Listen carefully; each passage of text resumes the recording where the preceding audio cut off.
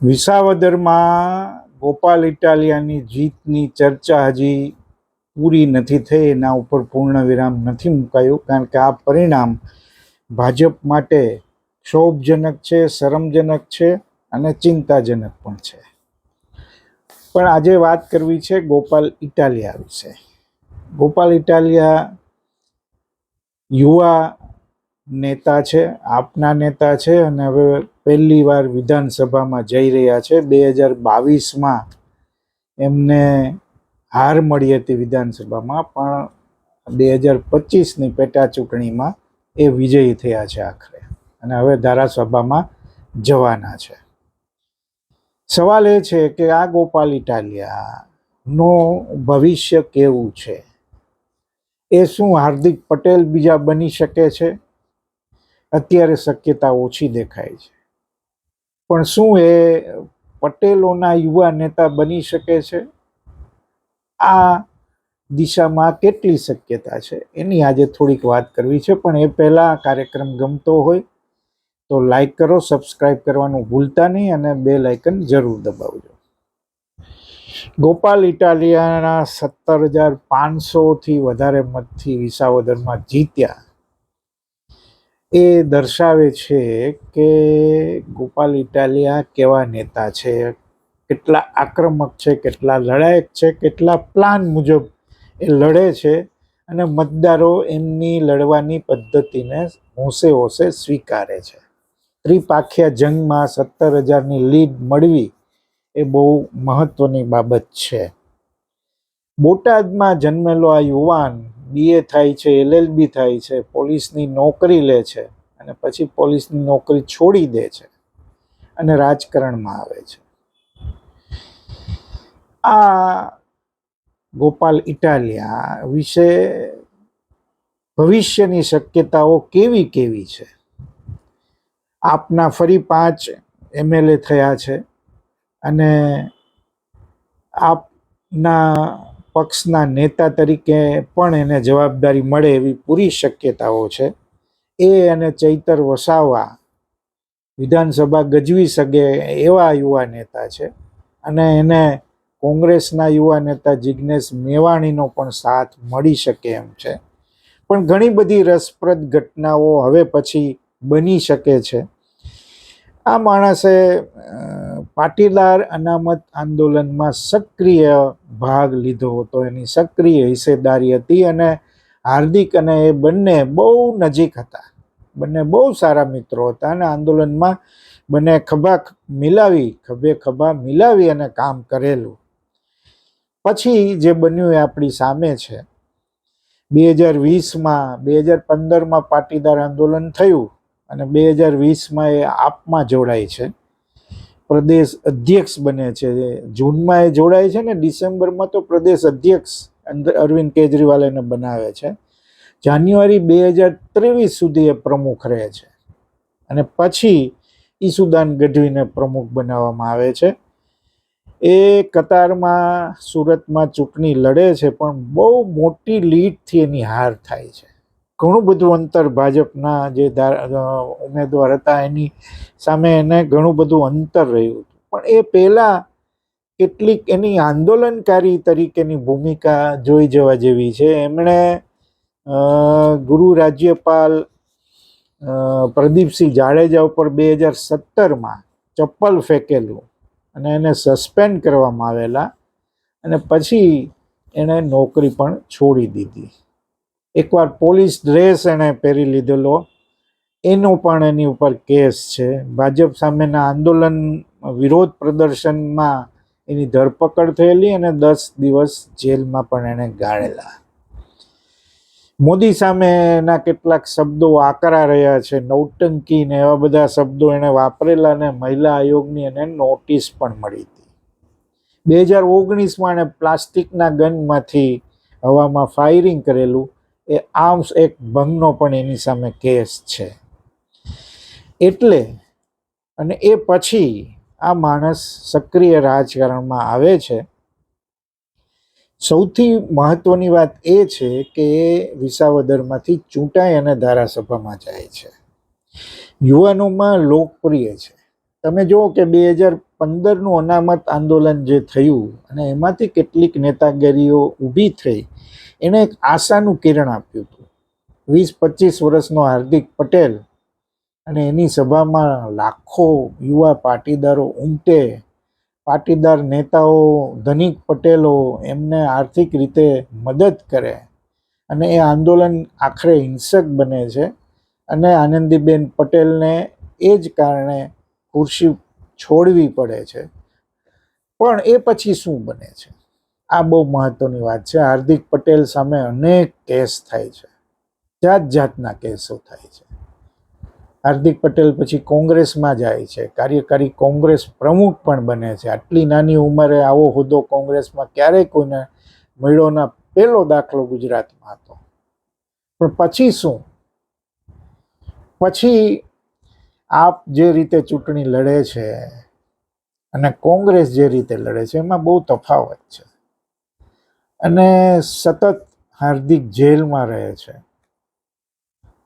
ને પછી કોર્ટ કબાડા, કોર્ટના કેસમાં ધક્કા, એનાથી થાકે છે. કેટલીક એની સીડીઓ બહાર આવે છે, એના વૈભવની વાતો ચર્ચામાં આવે છે અને આખરે શું થાય છે? આખરે હાર્દિક પટેલ ભાજપમાં જાય છે અને પછી એના સામેના એક પછી એક કેસ વિડ્રો થતા જાય છે. આજે હવે લગભગ એની સામે કોઈ કેસ નથી. એ ધારાસભ્ય છે, ભાજપની ટિકિટ ઉપરથી વિરમગામમાં લડ્યો, ચૂંટાયો, પણ એની જે અપેક્ષા હતી કે એને મંત્રીમંડળમાં સ્થાન મળશે એ નથી મળ્યું. અને હવે મળશે કે કેમ એ પણ હજી પ્રશ્નાર્થ જ છે, એનો જવાબ મળતો નથી. ત્યારે આવા 2-3 નેતાઓની ચર્ચા હતી, હાર્દિક પટેલ, જિગ્નેશ મેવાણી અને અલ્પેશ ઠાકોર. અલ્પેશ ઠાકોરની સ્થિતિ શું છે એ આપણે જાણીએ છીએ. જિગ્નેશ મેવાણી હજી પણ લડી રહ્યા છે, અપક્ષ પર ચૂંટાણા, કોંગ્રેસમાંથી પણ ચૂંટાયા અને વિધાનસભામાં બરાબર એ પ્રશ્નો પૂછતા રહે છે. પણ એની કોંગ્રેસની નીતિ રીતિઓ સામે ક્યારેક એના સવાલો હોય છે.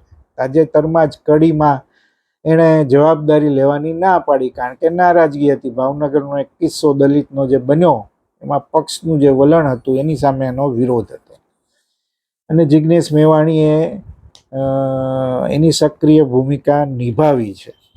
સવાલ એ છે કે હમણાં ઈસુદાન ગઢવીએ બહુ સરસ વાત કરી કે હવે તમે જોજો ધારાસભામાં ગોપાલ LLB છે, એડવોકેટ છે, એટલે કાયદાકીય એની સમજ બહુ પાકી છે.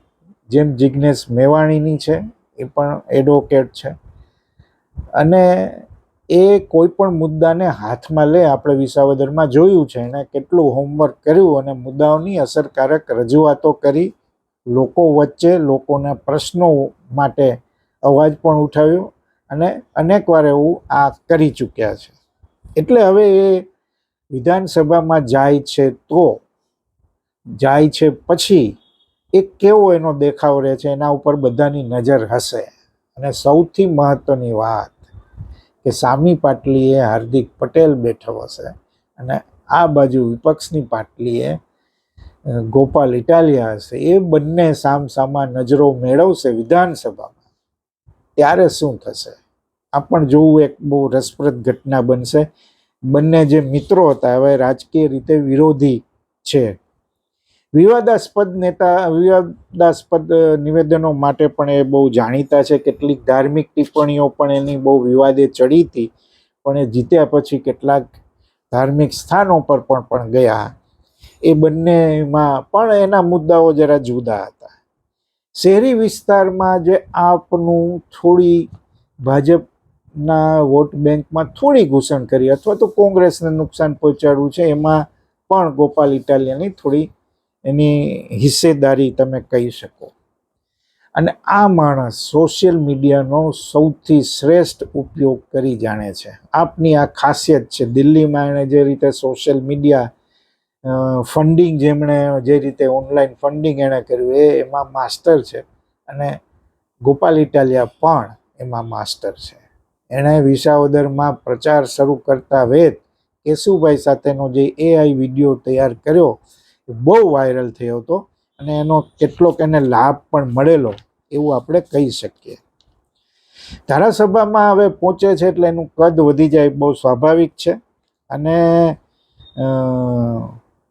એ સૌથી મહત્વનો જે મુદ્દો છે કે ગુજરાતમાં ભાજપ હોય કે કોંગ્રેસ, પટેલ નેતાગીરીમાં કેશુભાઈના પટેલ ગયા પછી જે એક વેક્યુમ છે, શૂન્ય અવકાશ છે, ખાલીપો છે, એ આ યુવા નેતા તરીકે આગળ વધી શકે કે કેમ, આ બહુ મહત્વનું છે. તમે જુઓ કે પટેલ નેતાગીરીની આખી જે પરંપરા રહી છે એ તમે જુઓ કે ગુજરાતમાં લગભગ 50થી 60 વચ્ચે પટેલ ધારાસભ્યો કોઈ પણ પક્ષના હોય, બધા પક્ષોના મળીને 50-60 પટેલ ધારાસભ્યો ચૂંટાતા આવે છે અને લગભગ આટલી જ બેઠકો ઉપર પટેલ મતદારોનું વર્ચસ્વ પણ છે. પણ તમે પટેલ નેતાની આખી જો યાદી બનાવો, સરદાર પટેલથી તમે શરૂઆત કરો. સરદાર પટેલ કંઈ પટેલના નેતા નહોતા એટલે એમાંથી આપણે એમને બાજુએ રાખીએ, કારણ કે એ તો આખા રાષ્ટ્રના નેતા હતા, પણ એ આપણે બાજુએ રાખીએ. તો બાબુભાઈ જસુભાઈ પટેલ, ચીમનભાઈ પટેલ અને કેશુભાઈ પટેલ, આ ત્રણેય વચ્ચે એક સામાન્ય વાત શું છે ખબર છે? આ ત્રણેય લોકો 2 વાર મુખ્યમંત્રી બન્યા છે. બાબુભાઈ જસુભાઈ પટેલે મોરબીમાં હોનારત થઈને આખું મંત્રીમંડળ ત્યાં લઈ ગયા અને મોરબીને જે બેઠું કર્યું એ આપણે સૌ જાણીએ છીએ અને એમની સાદગી પણ એટલી જ પ્રસિદ્ધ રહી. ચીમનભાઈ પટેલે જે રીતે રાજકારણ ખેલ્યું એવું રાજકારણ ગુજરાતમાં બહુ ઓછા રાજકારણીઓએ કર્યું છે. એમણે ઇન્દિરા ગાંધી સામે પણ આંખો મિલાવીને વાતો કરી હતી અને પછી તમે જુઓ કે આખો રાજકીય સંન્યાસ થયો એમનો અને પછી પાછા આવે છે અને મુખ્યમંત્રી બને છે. અને તડજોડના રાજકારણમાં એ બહુ માસ્ટર હતા અને એમના શાસનમાં ભ્રષ્ટાચારની પણ બોલબલાઈ રહી એવા આક્ષેપો સતત થતા આવ્યા. પણ એમની સરકારી તંત્ર ઉપર પકડ રહી એવા હું તમને ઘણા કિસ્સાઓ કહી શકું. કેશુભાઈ પટેલ, આ એક નામ એવું છે સાહેબ કે જેમણે આખા ગુજરાતના પટેલ મતદારો ઉપર એક વર્ચસ્વ જમાવ્યું. ધાક નહીં, વર્ચસ્વ જમાવ્યું. બહુ નીચે ગરીબીમાંથી આવેલા કેશુભાઈ પટેલ પછી સંઘમાં, જનસંઘમાં, ભાજપમાં, એમ ધીરે ધીરે કરતા એ ગુજરાતના નાથ બને છે. અતિ લોકપ્રિયતા. સૌરાષ્ટ્ર હોય, સુરત હોય, મધ્ય ગુજરાત હોય, ઉત્તર ગુજરાત, બધે એમની લોકપ્રિયતા. સૌરાષ્ટ્ર અને સુરતમાં વધારે લોકપ્રિયતા, કારણ કે એ એમનું હોમ ગ્રાઉન્ડ રહ્યું. પણ એ 5 વર્ષ પૂરા નહીં કરી શક્યા અને પછી બધું હજુરિયા ખજુરિયા થયું ને નરેન્દ્ર મોદી આવ્યા ભૂકંપની ઘટના પછી, અને પછી કેશુભાઈ પટેલનું રાજકારણ કઈ રીતે નીચે બેસતું ગયું એ આપણે જોયું છે. ને હવે કેશુભાઈ પટેલ આપણી વચ્ચે નથી. એ પછી આનંદીબેન પટેલ આવે છે અને અત્યારે ભૂપેન્દ્રભાઈ પટેલ છે. પણ આ બંને ચહેરા સર્વસ્વીકૃત પટેલોમાં છે એવું તમે ન કહી શકો, વિશ્વાસપૂર્વક ન કહી શકો. એમ તો પુરુષોત્તમ રૂપાલા છે, દિલીપભાઈ સંઘાણી છે, એ બંને પણ જોરાવર નેતા છે. પુરુષોત્તમ રૂપાલા રાજકોટમાંથી ચૂંટાયા છે, એ પણ બહુ મોટી વાત છે. કેન્દ્રમાં રહ્યા છે, મંત્રી રહ્યા છે, ગુજરાતમાં મંત્રી રહ્યા છે, ભાજપના પ્રમુખ પણ રહ્યા છે.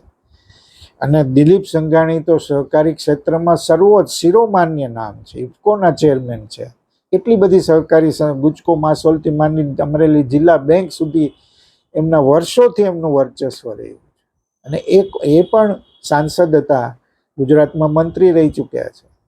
અને એકવાર પ્રમુખ તરીકે એમનું નામ સાવ ફાઇનલ હતું ને કેટલાક કારણોસર એ અટકી ગયું. એની એક સ્ટોરી જુદી છે, ક્યારેક આપણે વાત કરશું. પણ એ પછી તમે જુઓ તો એક નામ આવ્યું, વિઠ્ઠલદાસ રાદડિયા. આ જોરાવર નેતા, દબંગ નેતા, બાહુબલી પણ એને કેટલાક લોકો કહે છે. એ અપક્ષ તરીકે પણ ચૂંટાય, કોંગ્રેસમાં હોય તો કોંગ્રેસમાંથી ચૂંટાય અને ભાજપમાં હોય તો ભાજપમાંથી ચૂંટાય. આટલી એની શક્તિ. જામકંડોળામાં એની શિક્ષણ સંસ્થાઓ તમે જુઓ તો 20-25 હજાર વિદ્યાર્થીઓ ત્યાં અભ્યાસ કરે છે. આ એનું સામાજિક પ્રદાન. બહુ સરસ રીતે આ સંસ્થા ચાલે છે. એમાં કેટલાક વિવાદો થયા, પરીક્ષા ચોરીના, એ આપણે બાજુએ રાખીએ. પણ વિઠ્ઠલદાસ રાદડિયા MP તરીકે પણ ચૂંટાયા, પણ એ કેન્દ્રમાં મંત્રી નહીં બની શક્યા. એમની કેન્સરના કારણે વિદાય થઈ અને પછી એમના પુત્ર જયેશ રાદડિયા આવ્યા, ચૂંટાયા અને એ મંત્રી પણ બન્યા વિજયભાઈની કેબિનેટમાં કેબિનેટ મંત્રી. પણ વિજયભાઈની કેબિનેટને વિખેરી નાખવામાં આવી અને નવું મંત્રીમંડળ બન્યું. એમાં જયેશ રાદડિયાને સ્થાન ન મળ્યું અને વિસાવદરમાં ભાજપ હાર્યો, ત્યાં ઇન્ચાર્જ હતા જયેશ રાદડિયા. એટલે હવે એમની આ મંત્રીમંડળની સામેલગીરી થશે કે નહીં, સમાવેશ થશે કે નહીં, એના ઉપર ફરી પ્રશ્નાર્થ છે. પણ વિઠ્ઠલદાસ રાદડિયાએ એક એક વાતાવરણ પટેલ નેતાગીરી માટેનું ઊભું કરેલું. તમે જુઓ કે ધોરાજીના મૂળે પોરબંદરમાંથી સાંસદ ચૂંટાયા, પછી એણે જેતપુર શિફ્ટ કરી, જ્યાં સૌજી કોરાટનો ડેરો હતો. એમના પત્ની જસુબેન પણ ચૂંટાયા હતા, મંત્રી પણ બનેલા, પણ ત્યાં એ ચૂંટાતા આવ્યા અને પછી હવે જયેશ રાદડિયા પણ ચૂંટાય છે. પણ વિઠ્ઠલદાસના ગયા પછી ફરી એક વિઠ્ઠલદાસે થોડીક પટેલ નેતાગીરીનો જે ખાલીપો હતો એ ભરવાનો પ્રયત્ન કરેલો, બહુ લડાયક નેતા, પણ એની ઇમેજ એટલી સ્વચ્છ અને સ્પષ્ટ નહોતી. જયેશ રાદડિયા પણ હજી એ ઊંચાઈએ નથી પહોંચી શક્યા. એટલે આ એક ખાલીપો છે. અને એમાં 2015માં હાર્દિક પટેલ આવે છે અને પટેલ યુવા નેતાગીરી પનપે છે, વિકસિત છે, એવી ઘણી બધી આશા અપેક્ષાઓ આપણે એણે જગાડી અને પટેલોને પણ, ખાસ કરીને યુવા પટેલોમાં બહુ મોટું એનું આકર્ષણ ઊભું થયું. પણ હાર્દિક પટેલની રાજકીય કારકિર્દીએ જે રીતે વળાંકો લીધા એ કારણે એની ઇમેજમાં બહુ મોટા ગાબડાઓ પડ્યા અને હાર્દિક પટેલનું વર્ચસ્વ હવે તૂટી ગયું છે અને હાર્દિક પટેલ બહુ ચર્ચામાં નથી હોતા. આવા સંજોગોમાં ગોપાલ ઇટાલિયાની ભૂમિકા શું મજબૂત બની શકે ખરી, આ બહુ મહત્વની વાત છે.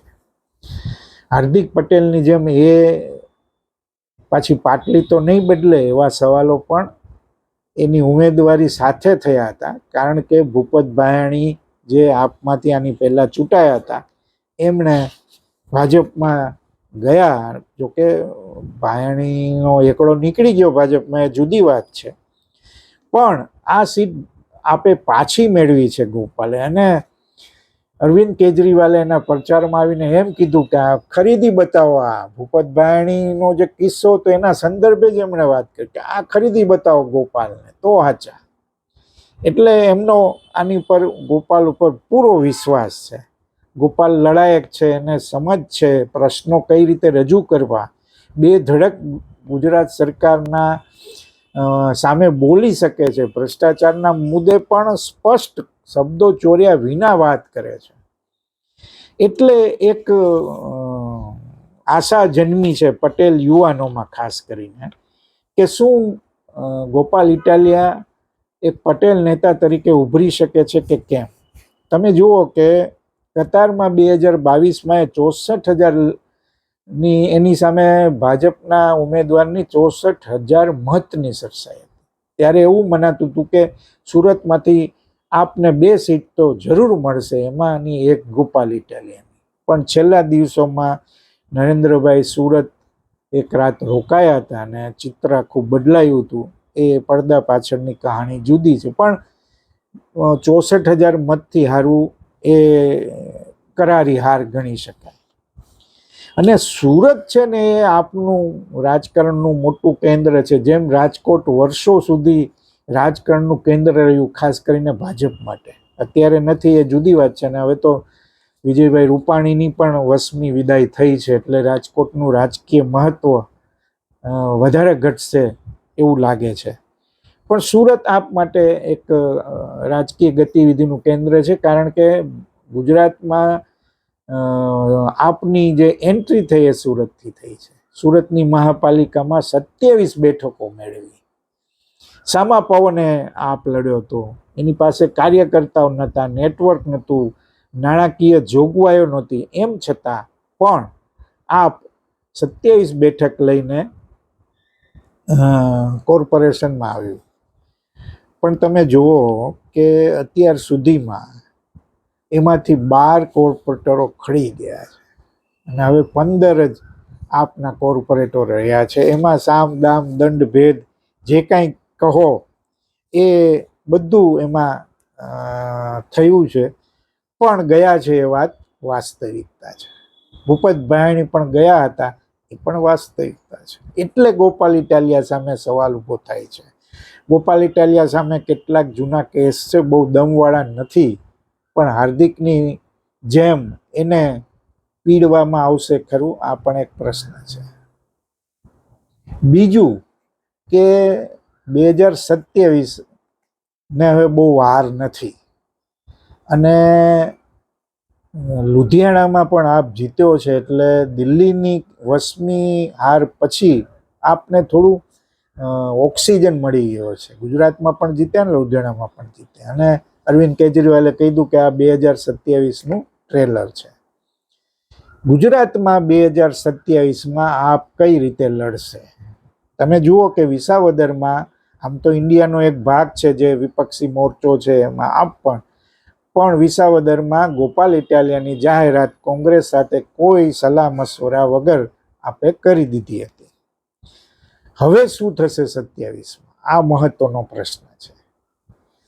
અત્યારે શક્તિસિંહ ગોહિલે રાજીનામું આપ્યું છે કોંગ્રેસના પ્રદેશ પ્રમુખ પદેથી, અને નવા પ્રમુખ કોણ બનશે એની ચર્ચાઓ ચાલી રહી છે. અને કોંગ્રેસમાં આખું નવસર્જનની એક પ્રક્રિયા પણ ચાલી રહી છે. ઘણા બધા રાજ્યોમાં ચાલે છે.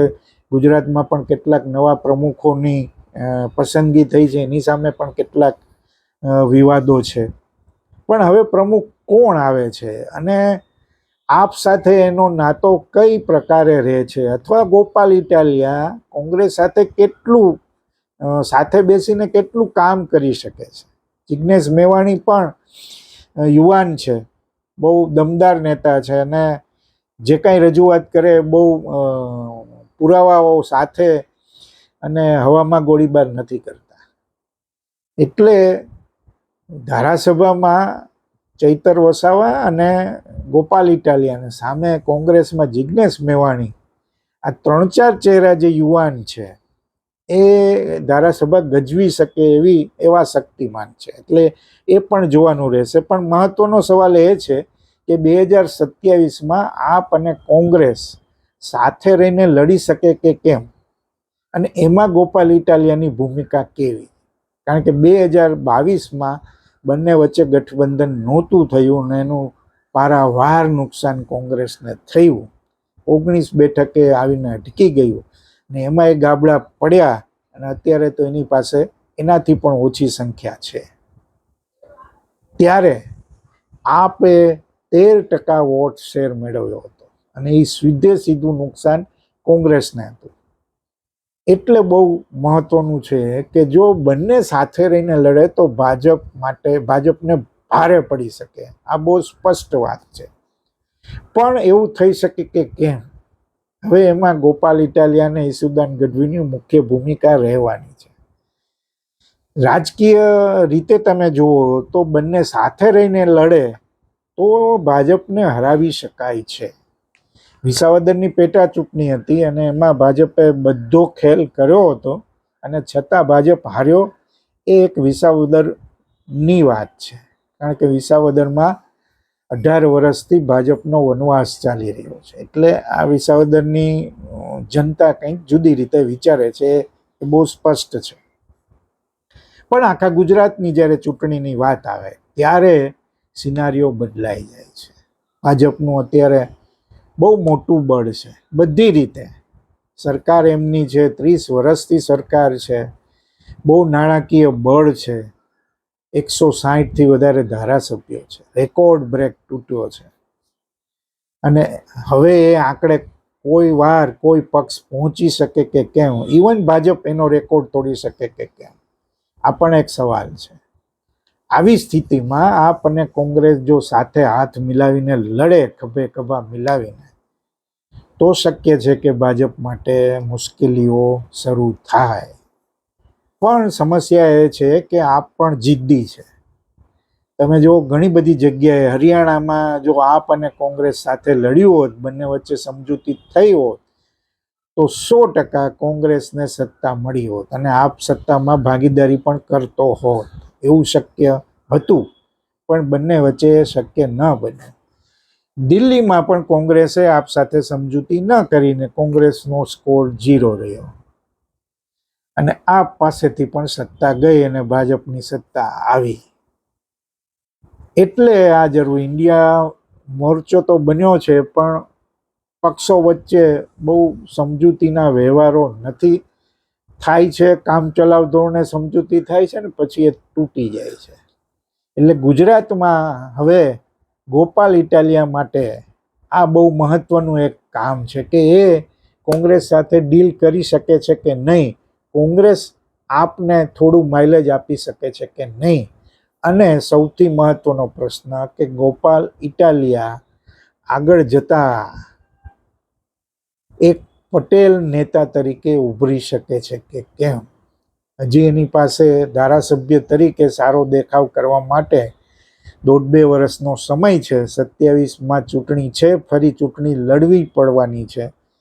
એ પહેલા એ આ માટેનું કેવું ગ્રાઉન્ડ તૈયાર કરે છે, આ સૌથી મહત્વનો પ્રશ્ન છે. પણ કેટલીક આશાઓ છે. હવે એ આશાઓ કેટલી સફળ થશે, હાર્દિક પટેલ જેવું તો નહીં બને ને, એવી શંકાઓ વારે વારે ઊભી થાય છે. કારણ કે એ વાસ્તવિકતા હતી અને છે. ગોપાલ ઇટાલિયા એવું નહીં કરે એવું આપણે ઈચ્છીએ. અરવિંદ કેજરીવાલની વાત છેક સુધી સાચી જ પડે એવું પણ આપણે ઈચ્છીએ. કારણ કે ગુજરાતમાં 30 વર્ષથી ભાજપનું શાસન છે. ભાજપ અતિ મજબૂત છે, પણ વિપક્ષ પણ થોડો મજબૂત હોય એ જરૂરી છે. તો પ્રજાના કામો સારી રીતે થઈ શકે, વિકાસ આગળ વધી શકે. એ દ્રષ્ટિએ આખી વાત બહુ મહત્વની છે. આગળ જતાં શું થાય છે એ આપણે જોવું છે. અને શક્ય છે કે ગોપાલ ઇટાલિયા એનું કદ વધારતા જાય અને કંઈક નવું ગુજરાતમાં બની શકે. આભાર. ફરી મળીશું.